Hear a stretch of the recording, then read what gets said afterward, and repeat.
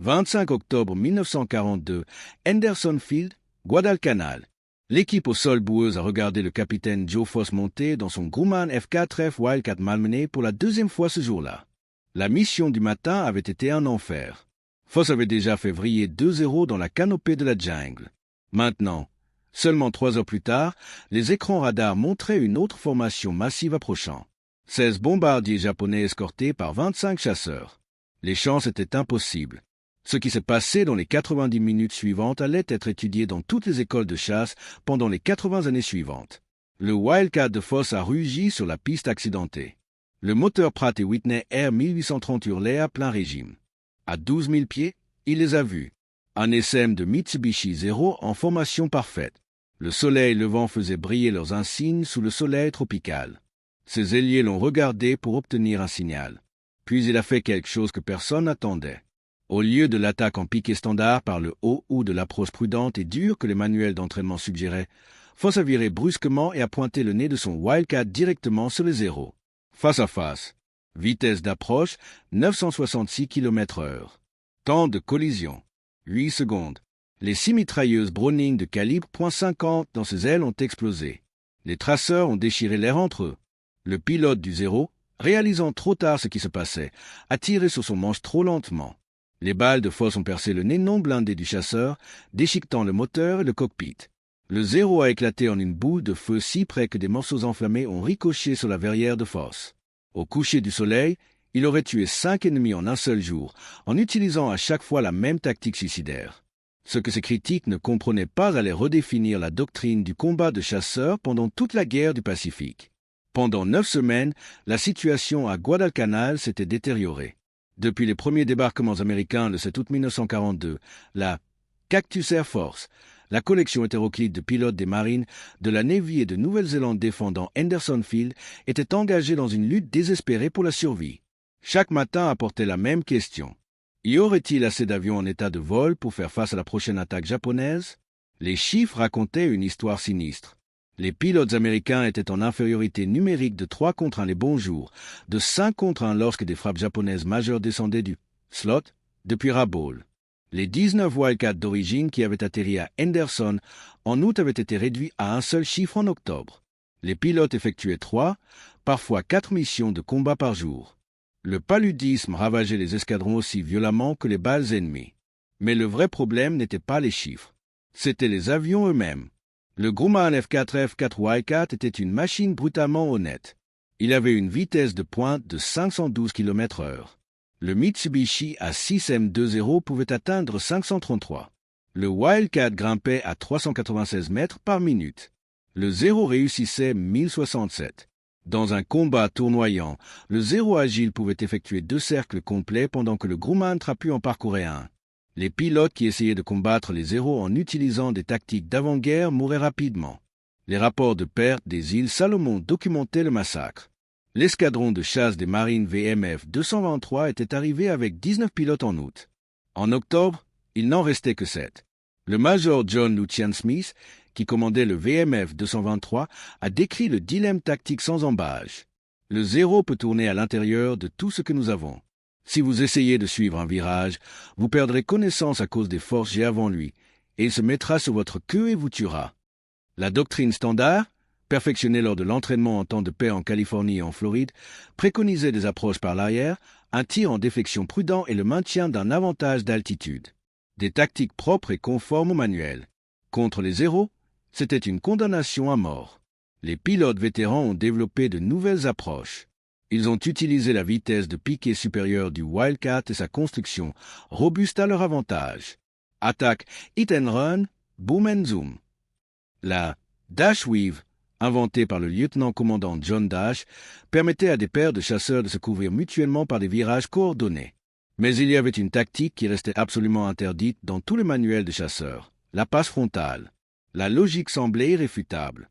2 avions se rapprochant de face à 966 km/h donnaient à chaque pilote moins de 3 secondes pour viser, tirer et se dégager. Manquez, et vous entreriez en collision ou donneriez à l'ennemi un tir de queue parfait en passant. Les mathématiques étaient simples. Dans un engagement frontal, les chances de mourir étaient à peu près égales aux chances de marquer une victoire. Éviter les attaques frontales, sauf en cas de nécessité absolue, lisait-on dans le manuel officiel de la doctrine des chasseurs de la marine américaine. Les pilotes japonais recevaient des instructions similaires. Les avions des deux camps n'étaient pas conçus pour le combat frontal. Puis, le capitaine Joe Foss est arrivé à Henderson Field le 9 octobre 1942. À 27 ans, Foss était déjà considéré comme un vieil homme par les normes des pilotes de chasse. La plupart des aviateurs de marine étaient de jeunes gens de 22 ans fraîchement sortis de l'école de pilotage. Foss avait passé 18 mois comme instructeur de vol à Pensacola, enregistrant 1400 heures avant même de voir le combat. On lui avait dit à plusieurs reprises qu'il était trop vieux pour les chasseurs. Il avait également passé toutes ses heures de repos à North Island à maîtriser une compétence particulière, le tir en déflexion à des taux de rapprochement élevés. Lorsque Foss a décrit sa tactique préférée à ses collègues pilotes à Henderson, charger directement les formations ennemies en tirant depuis le quart avant, la réaction a varié du scepticisme à l'alarme pure et simple. Ses camarades d'escadron l'ont qualifié d'imprudent, de pilotage de cow-boy. Certains ont chuchoté que c'était un désir de mort. 4 jours après son arrivée, le 13 octobre, Foss a remporté sa première victoire. Un 0 abattu depuis le quart avant alors qu'il dépassait son Wildcat. Les critiques se sont tues lorsque, le 23 octobre, à peine 10 jours après sa première mission de combat, Joe Foss avait 14 victoires confirmées, tout en utilisant des attaques frontales. Les pilotes japonais stationnés à Rabo n'avaient aucune raison de craindre les chasseurs américains en octobre 1942. Depuis 3 mois, leur rapport de victoire racontait la même histoire. Les pilotes américains volaient selon des schémas prévisibles, attaquaient par l'arrière et rompaient le combat lorsqu'ils étaient pressés. La manœuvrabilité supérieure du 0 leur donnait l'avantage dans tous les engagements traditionnels.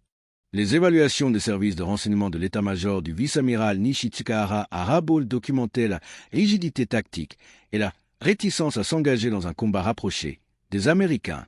L'adjudant Saburo Sakai, l'un des principaux du Japon avec 56 victoires, a décrit les tactiques de chasse américaines comme académiques mais timides. Après avoir abattu 2 Wildcats au-dessus de Guadalcanal, il a rapporté que les pilotes américains suivent leur entraînement de trop près. Ils piquent pour s'éloigner alors qu'ils devraient se battre. Ils évitent les passes frontales même lorsqu'ils ont un avantage de position. Les Japonais avaient identifié une faiblesse cruciale. La doctrine américaine donnait la priorité à la survie plutôt qu'à l'agression. Les pilotes étaient entraînés à vivre pour se battre un autre jour, à préserver des avions du personnel irremplaçable. Contre les aviateurs japonais plus expérimentés, cette approche conservatrice signifiait une retraite constante. À Henderson Field, la frustration était palpable. Malgré le dévouement et le courage de la Cactus Air Force, les bombardiers japonais continuaient de marteler l'aérodrome presque tous les jours. Les Wildcats pouvaient marquer des victoires lors de poursuites par l'arrière et d'attaques en piqué, mais ils ne pouvaient pas empêcher les raids. Les défenseurs avaient besoin d'une capacité d'interception, la capacité de briser les formations entrantes avant qu'elles n'atteignent leur cible. Les attaques frontales offraient cette capacité, mais elles violaient tous les principes de la doctrine des chasseurs. Les dirigeants du corps des marines à Henderson étaient aux prises avec ce dilemme tactique. Le major Leonard K. Duke Davis, commandant du VMS 121, avait vu trop de jeunes pilotes mourir en essayant des approches orthodoxes. Il avait besoin de résultats, mais il devait aussi préserver son escadron. Lorsque Foss a proposé de faire des passes frontales la tactique principale de l'escadron, Davis a d'abord hésité. « Vous allez vous faire tuer », a-t-il dit sans embâche à Foss. Les mathématiques étaient brutales. Dans un engagement frontal, même un pilote vétéran avait 40% de chances de collision ou de subir un tir fatal. Pour les aviateurs inexpérimentés, les chances étaient pires. Mais Foss avait fait les calculs différemment. Il avait étudié la construction du 0 dans les briefings des services de renseignement. Contrairement au Wildcat, qui avait un blindage protégeant le pilote et des réservoirs de carburant auto-obturant, le 0 sacrifiait la protection à la performance. Son moteur n'avait pas de blindage. Ses réservoirs de carburant n'étaient pas protégés. Sa construction légère signifiait que même quelques coups pouvaient le faire exploser. Ils ne peuvent pas encaisser de punition, a soutenu Foss. Le Wildcat, si. Si nous nous rapprochons de face, ils rompront les premiers. Ils le doivent. C'était une théorie non testée au combat, basée sur des spécifications techniques plutôt que sur l'expérience. Davis a autorisé à contre-cœur Foss à démontrer la tactique sur lui-même, sans mettre en danger les jeunes pilotes. Puis est arrivé le 13 octobre 1942, le jour où Joe Foss a battu son premier 0 avec une attaque frontale et a prouvé que parfois, le geste le plus dangereux est de refuser de reculer. Ce que ni l'un ni l'autre qu'en a réalisé, c'est que ce changement de tactique allait fondamentalement modifier la campagne aérienne au-dessus des Salomon. En 42 jours, les résultats seraient indéniables. Avant de continuer, j'aimerais savoir d'où vous regardez et ce que vous savez des tactiques de chasse du théâtre du Pacifique. Laissez un commentaire ci-dessous et dites-moi si vous avez déjà entendu parler de Joe Force et de sa doctrine d'attaque frontale. Et si vous appréciez ces plongées approfondies dans l'histoire de l'aviation de la Seconde Guerre mondiale, cliquez sur le bouton d'abonnement. Ces histoires nécessitent des recherches sérieuses pour obtenir les détails corrects et savoir que vous êtes là rend tout cela utile. 25 octobre 1942, 9h45, la sirène de raid aérien de Henderson Field a commencé son alerte stridente. Des guetteurs côtiers à 240 km en amont du slot avaient transmis l'avertissement par radio. Formation massive en approche. 27 avions japonais. 16 bombardiers Mitsubishi G4M Betty escortés par 11 héros. Arrivée estimée, 45 minutes. Le capitaine Joe Foss a écrasé son cigare et a couru vers son Wildcat. 14 jours de combat lui avaient appris à se déplacer vite. L'équipe au sol avait déjà fait chauffer le moteur. Il s'est sanglé, a ajusté son harnais de parachute et a fait un signe du pouce. Le moteur R1830 a rugi. 8 Wildcats du VMS-121 et 6 du VMS-102 ont rugi sur la piste poussiéreuse de Henderson. Foss menait sa division. 4 avions en formation lâche Finger Four, grimpant à 16 000 pieds. En dessous d'eux, la jungle verte et les eaux bleues de Hiroboton Sound s'étendaient au loin. À 10h28, la formation japonaise est apparue à l'horizon nord comme un essaim d'insectes. Foss a transmis par radio. Bombardiers ennemis à 11h en hauteur, escorte au-dessus et en avant. C'était le moment critique. Les cibles des bombardiers étaient les dépôts de carburant de Henderson Field et les B-17 nouvellement arrivés sur la piste. S'ils passaient, la capacité aérienne américaine serait paralysée pendant des jours. La doctrine standard prévoyait d'attaquer les escortes en premier, de dégager les chasseurs avant d'engager les bombardiers. Mais cela signifiait laisser les bombardiers atteindre leur cible. Foss a pris sa décision en quelques secondes. Il allait passer directement à travers l'écran de zéro de face. Il a viré brusquement à gauche, pointant le nez de son Wildcat directement sur la formation de bombardiers de tête. Ces 3 ailiers ont suivi. Vitesse de rapprochement 885 km/h. La portée a diminué incroyablement vite. 1500 yards, 1200, 900. Les escortes de zéro ont réagi, rompant la formation pour intercepter. Trop tard, Foss était déjà engagé. À 600 yards, il a appuyé sur la gâchette. 6 Browning de calibre .50 ont éclaté. Chaque canon tirant 800 coups par minute. La puissance de feu combinée de l'arme, 40 kg de plomb par seconde, a jailli comme un éclair horizontal. Le nez en plexiglas du Betty de tête a volé en éclats. Le bombardier est mort sur le coup. Des balles ont percé le fuselage non blindé du bombardier, faisant exploser les conduites de carburant. À 400 yards, des flammes oranges ont jailli de la racine de l'aile bâbord du Betty. À 200 yards, Foss a tiré brusquement sur le manche, tirant 5G. Le Wildcat a grimpé brusquement, passant à peine 15 mètres au-dessus du bombardier en feu. Son ailier, le lieutenant William Pemarontat, a reproduit l'attaque sur le 2e bombardier. Une autre victoire. La formation japonaise s'est désintégrée dans le chaos. Les bombardiers ont rompu la formation. Les héros se sont dispersés, essayant d'engager les attaquants qui avaient déjà traversé leur écran de protection. Mais Foss n'avait pas fini.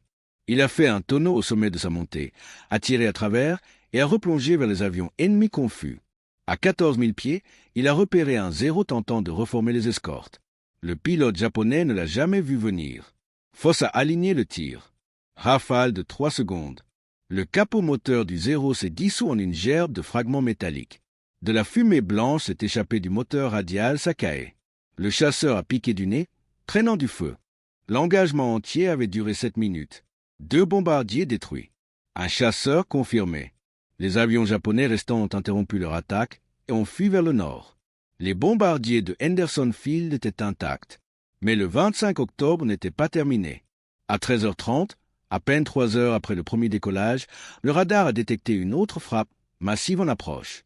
Cette fois, 15 héros et 9 bombardiers. Le temps d'alerte était plus court.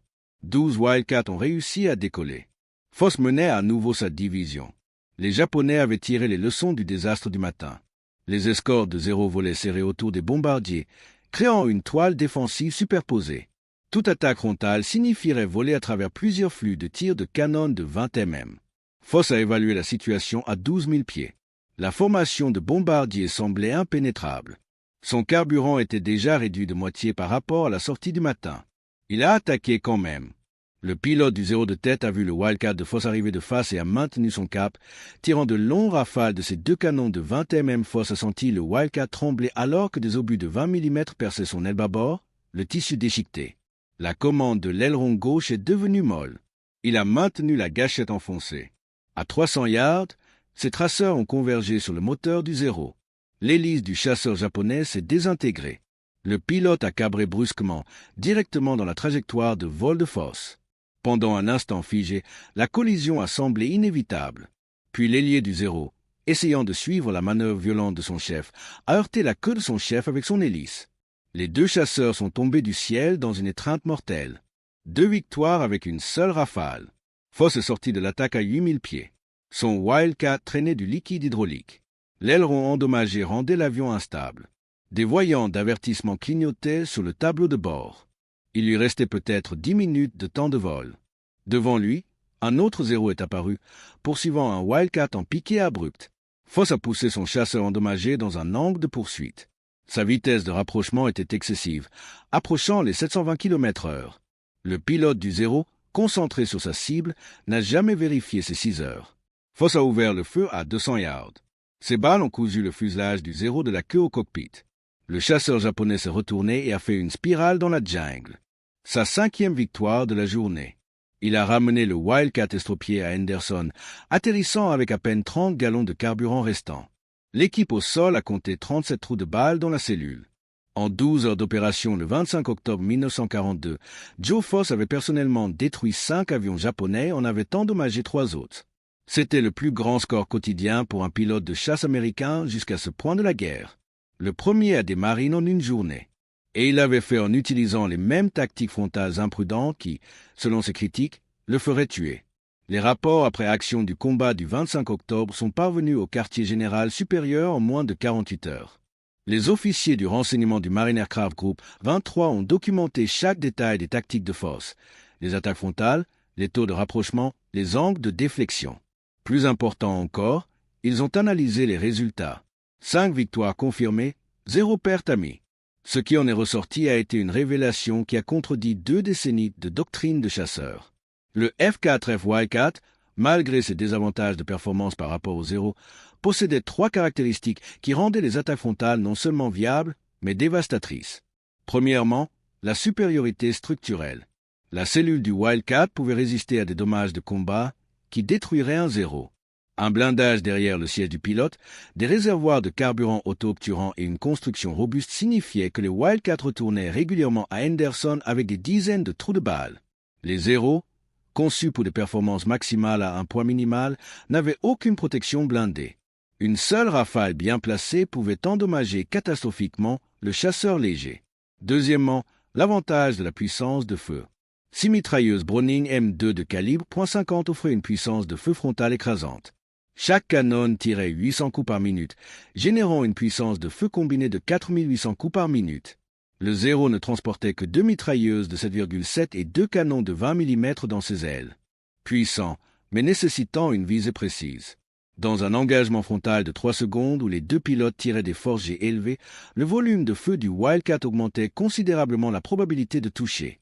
Troisièmement, l'impact psychologique. Le major Duke Davis a noté dans son rapport d'opération de novembre 1942, les pilotes ennemis rompent invariablement les passes frontales avec les Wildcats. Leurs avions ne peuvent pas supporter les dommages. Ils le savent. Cela affecte leur volonté de poursuivre les attaques.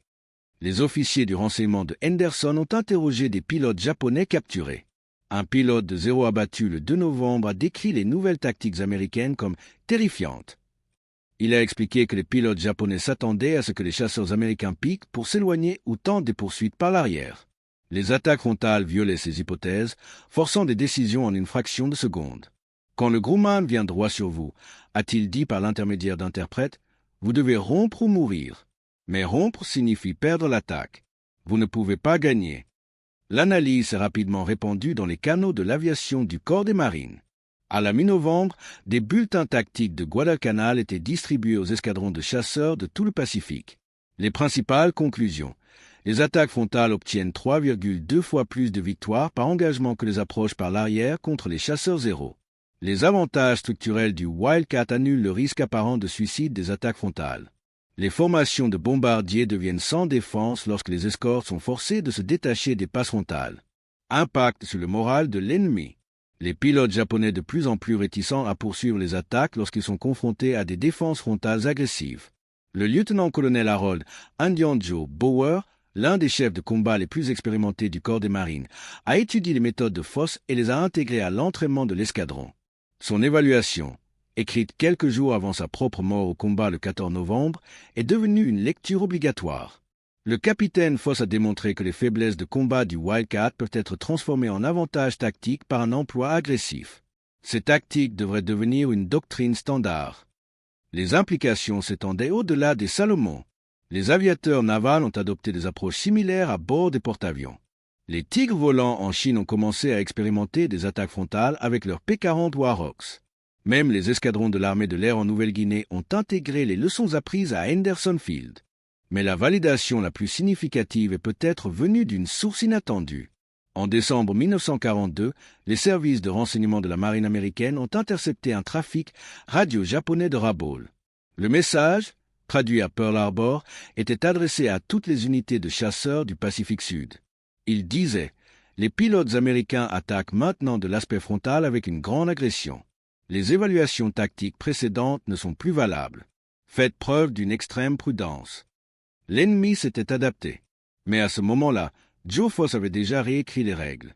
Le 15 janvier 1943, Joe Voss a abattu son 26e avion ennemi, égalant le record de la Première Guerre mondiale détenu par le légendaire américain, le capitaine Eddie Rickenbacker. En seulement 98 jours d'opérations de combat, effectuant 42 missions de combat, Voss était devenu le premier des Américains de la Seconde Guerre mondiale. Son score final comprenait 26 victoires confirmées et 16 probables. À 5 reprises, il a remporté plusieurs victoires en une seule journée. Il a été abattu 2 fois, a atterri en catastrophe avec des dommages de combat 4 fois et a survécu à d'innombrables quasi-accidents. Le président Franklin D. Roosevelt lui a remis la médaille d'honneur le 18 mai 1943. La citation notait spécifiquement son leadership agressif et son esprit de combat résolu face à des obstacles écrasantes. Bien qu'elle ne mentionne pas explicitement les tactiques frontales, tous les pilotes qui ont lu la citation ont compris ce que cela signifiait. Le décompte officiel a montré que le VMF 121, l'escadron de Voss, a enregistré 164 victoires aériennes confirmées pendant la campagne de Guadalcanal, tout en perdant 20 pilotes. Le ratio de victoire de l'escadron de 8,2 contre 1 était le plus élevé de toutes les unités de chasseurs des marines dans les Salomon. 7 pilotes du VMF 121 sont devenus des A. Tous avaient adopté la doctrine d'attaque frontale de Voss. Les innovations tactiques mises au point à Henderson Field ont transformé le combat aérien du Pacifique. Au début de 1943, les attaques frontales étaient devenues une procédure standard pour les escadrons de chasseurs de la marine et du corps des marines américains. Les programmes d'entraînement de Pensacola et de Corpus Christi ont été réécrits pour inclure des techniques de tir frontal. Les nouveaux pilotes arrivaient dans les théâtres de combat déjà compétents dans les tactiques que Voss avait développées sous le feu. Les effets d'entraînement se sont étendus à la conception des avions. Lorsque les ingénieurs de Grumman ont commencé à travailler sur le F-6FL-4, le successeur du Wildcat, ils ont intégré les leçons de Guadalcanal.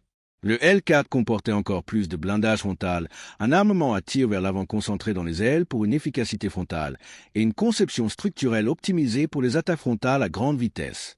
Le résultat a été sans doute le chasseur embarqué le plus réussi de la guerre, avec un ratio de victoire dépassant 19 contre 1. La doctrine de l'aviation japonaise a également évolué, mais trop tard pour changer la trajectoire de la guerre. À la mi-1943, les pilotes de Zéro ont reçu des instructions explicites pour éviter les engagements frontaux avec les chasseurs américains. De nouvelles conceptions d'avions comme le Kawanishi N1K George ont incorporé une protection blindée et un armement plus lourd spécifiquement pour contrer les attaques frontales. Mais la capacité industrielle du Japon ne pouvait pas rivaliser avec la production américaine et le vent avait déjà tourné. Voss lui-même est retourné au combat en 1944, commandant le VMF 115 et pilotant des F-4 Corsair. La guerre aérienne du Pacifique avait radicalement changé. Les chasseurs américains étaient plus nombreux que les avions japonais dans la plupart des engagements. Les pilotes ennemis expérimentés étaient de plus en plus rares. Voss a effectué des dizaines de missions supplémentaires, mais n'a enregistré aucune autre victoire aérienne. Non pas parce que ses compétences avaient diminué, mais parce qu'en 1944, il y avait peu de cibles restantes. Après la guerre, il a été gouverneur du Dakota du Sud, premier commissaire de l'American Football League et président de la National Rifle Association. Il est décédé le 1er janvier 2003 à l'âge de 87 ans. Dans son autobiographie de 1943, Foss a simplement écrit sur ses tactiques. « J'ai pensé que le zéro ne pouvait pas encaisser de punition. Le Wildcat, si. Alors je l'ai fait me tirer dessus de face. Il s'est avéré que j'avais raison. L'innovation en temps de guerre vient rarement du personnel du quartier général ou des manuels tactiques. Elle vient de guerriers sous pression qui refusent d'accepter que les règles ne peuvent pas être changées. Joe Foss a regardé le même avion, a affronté le même ennemi et a volé dans les mêmes cieux que des centaines d'autres pilotes de chasse dans les Salomon. Mais il a vu quelque chose de différent. Il a reconnu que les spécifications techniques sur le papier ne signifiaient rien comparé aux facteurs humains. Le courage, l'agressivité et la volonté de se rapprocher de l'ennemi même lorsque la sagesse conventionnelle criait de se dégager. Les attaques frontales imprudentes que ces critiques ont qualifiées de tactiques de cow-boy sont devenues le fondement de la doctrine de chasse américaine pour le reste de la guerre du Pacifique. Ce qui semblait être un suicide est devenu la survie. Ce qui ressemblait à de l'imprudence était en fait un calcul mathématique combiné à une agression sans faille. La leçon transcende l'histoire de l'aviation. Parfois, la voie la plus sûre est celle qui semble la plus dangereuse. Parfois, les experts ont tort. Parfois, les anciennes règles doivent être brisées par des personnes assez courageuses ou assez têtues pour les ignorer. 80 ans plus tard, les pilotes de chasse étudient toujours les tactiques de Joe Foss à Pensacola et à Miramar. Les avions spécifiques ont changé. Les armes ont évolué. Mais la vérité fondamentale demeure. Lorsque l'ennemi s'attend à ce que vous reculiez, la chose la plus dévastatrice que vous puissiez faire est de pointer votre nez vers lui et de poursuivre l'attaque. Ce n'est pas de l'imprudence, c'est la victoire. Si vous avez trouvé cette histoire aussi fascinante que moi en la recherchant, j'apprécierais que vous aimiez la vidéo et vous abonniez à la chaîne. Il y a des dizaines d'autres histoires inédites de la Seconde Guerre mondiale qui méritent d'être rappelées, et je vous en apporterai une nouvelle chaque semaine. Que devrais-je couvrir ensuite? Dites-le moi dans les commentaires ci-dessous.